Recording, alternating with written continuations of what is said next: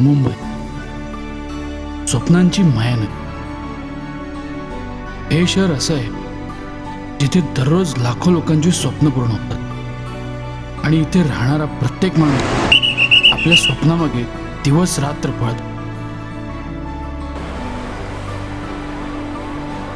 इथे राहणारे लोक उघड्या डोळ्याने स्वप्न पाहतात, कारण मुंबई नेव्हर स्लीप्स. ती 24 तास घड्याळाच्या काट्यावर आणि रेल्वेच्या रुळांवर धावत असते. ऊन पाऊस वारा मुंबईला कधीच थांबवू शकत नाही. मी लहानपणी अण्णांसोबत चौपाटीवर जायचो तेव्हा ते एक गोष्ट नेहमी सांगायचे, ह्या दुनियेत जर आपली स्वप्न पूर्ण करायची आहेत ना, तर काम करणं गरजेचं आहे.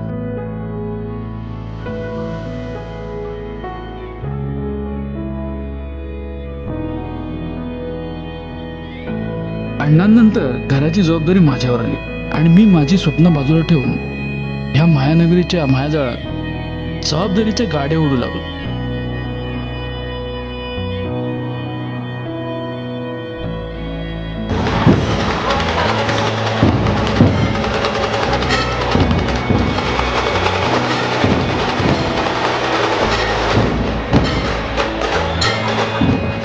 बाप्पाचा उत्सव आला की ह्या शहराला एक वेगळंच रूप आहे. अख्खी मुंबापुरी बाप्पाच्या सेवेत सामील होते.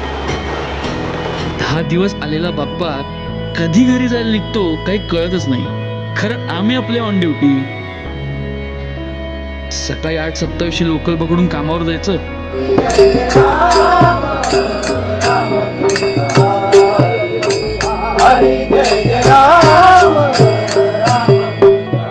आणि संध्याकाळी येताना 7:30ची बस पकडून घरी जायचं.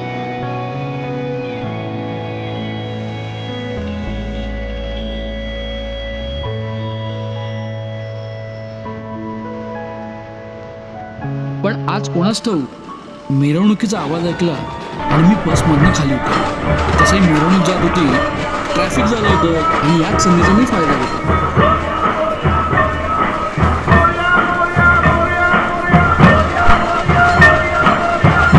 ताशाचा आवाज चारी बाजूनी.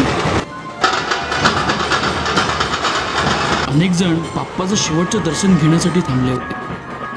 काही जण तर ढोलताशाच्या ठेक्यावर बेधुंद होऊन नाचत होते, गुलाल उधळत होते, फटाक्यांची आतिषबाजी चालू होती. हे सगळं बघून मनाला फारच छान वाटत होतं.